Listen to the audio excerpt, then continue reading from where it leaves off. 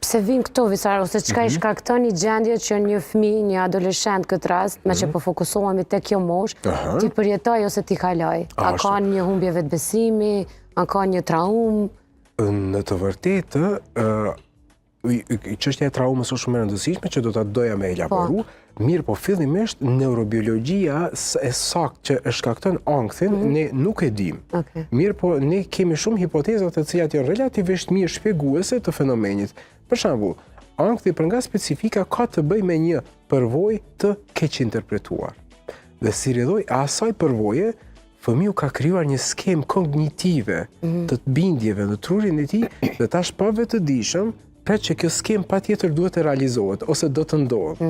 Dhe si rrjedhoi, ajo është vazhdimisht në pritje të saj, duke mos e ditur se çka saktësisht do të ndodhë. Për shembull, nëse një fëmijë të vogël, prindit janë vonuar një ditë me shku me marrë në kopsht, ka shumë mundësi